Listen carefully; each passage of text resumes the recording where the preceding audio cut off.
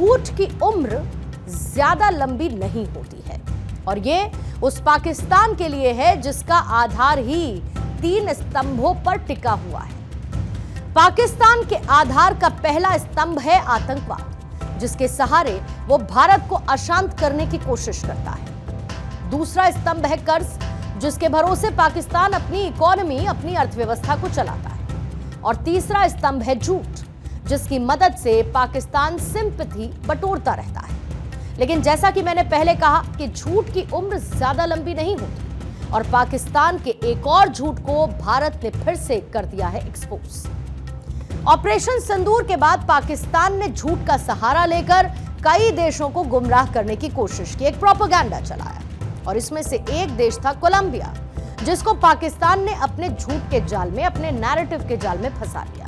उसका नतीजा क्या हुआ कि कोलंबिया ने पाकिस्तान में मारे गए आतंकियों की मौत पर संवेदना जाहिर की, लेकिन भारत की तरफ से भेजा गया सांसदों का डेलीगेशन जैसे अलग अलग देशों में पहुंच रहा है, वैसे वैसे पाकिस्तान की सच्चाई भी दुनिया के सामने खुलती जा रही है।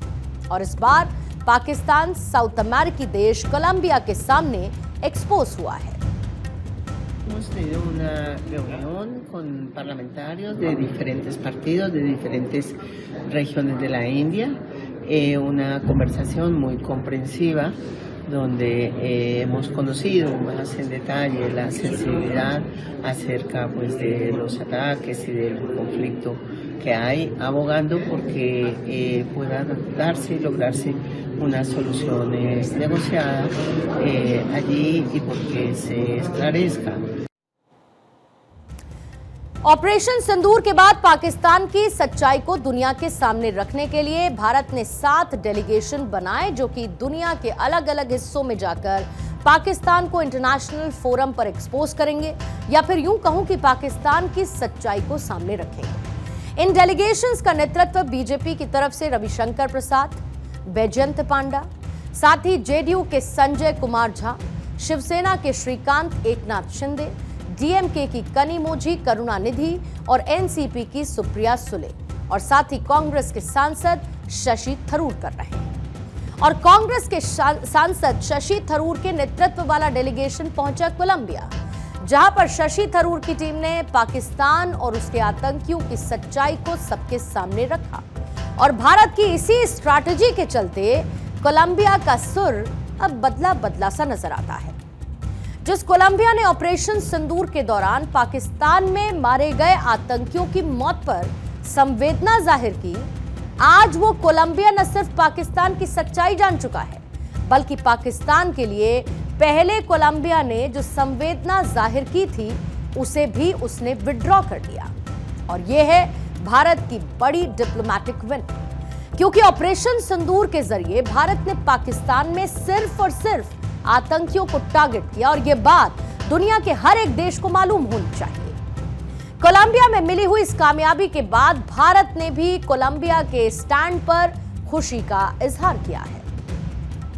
The Vice Minister very graciously mentioned they have withdrawn the statement that we had expressed concern about and that they fully understand our position on the matter, which is something we really value. The Vice Minister very graciously mentioned they have withdrawn the statement that we had expressed concern about and that they fully understand our position on the matter, which is something we really value.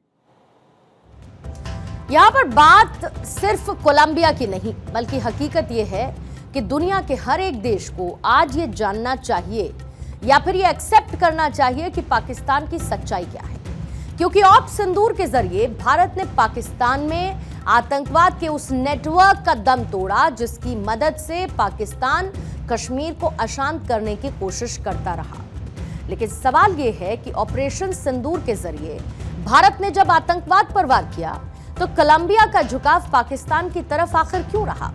और इस सवाल का जवाब हो सकता है Colombia और चीन के बीच का एक नाता, एक संबंध। दरअसल कोलंबिया ने चीन के राष्ट्रपति शी जिनपिंग की बेल्ट एंड रोड इनिशिएटिव में शामिल होने पर हाल ही में हस्ताक्षर किए। 14 मई को चीन और कोलंबिया के बीच बीआरआई के तहत एक जॉइंट कोऑपरेशन प्लान पर सिग्नेचर किए गए और चीन की इसी बीआरआई का हिस्सा पाकिस्तान है और पीओके के अंदर चीन ने काफी इन्वेस्टमेंट कर ही रखा है। दरअसल कोलंबिया, जो कि एक लैटिन अमेरिकी देश है, और ट्रंप की टैरिफ घोषणाओं के बाद उसने चीन की तरफ झुकना शुरू कर दिया।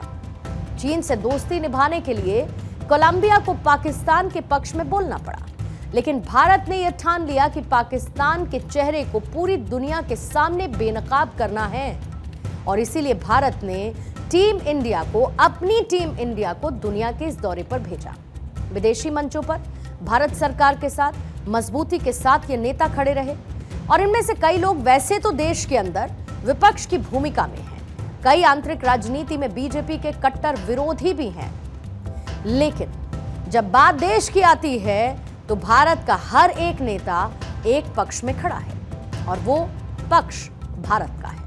ये संदेश अपने आप में ये बताने के लिए काफी है कि जब देश का हर एक नेता राष्ट्र की बात आने पर एक साथ हो, तो उस देश का कोई बाहरी मुल्क कर ही क्या सकता है।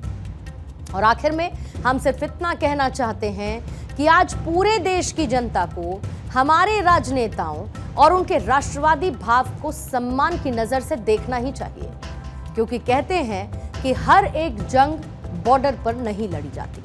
इसका एक बड़ा हिस्सा अगर हमारे जाबाज सैनिक लड़ते हैं, तो एक हिस्सा देश की जनता भी लड़ती है, जिसमें विपक्ष के नेता भी शामिल हैं। लेकिन आज इस लड़ाई का एक हिस्सा हमारे देश के सियासी वर्ग को भी हमने लड़ते देखा, मजबूती के साथ लड़ते देखा, और ये सियासी वर्ग अपने राजनीतिक हित को फिलहाल भूल चुका है, क्योंकि बात है राष्ट्रहित की।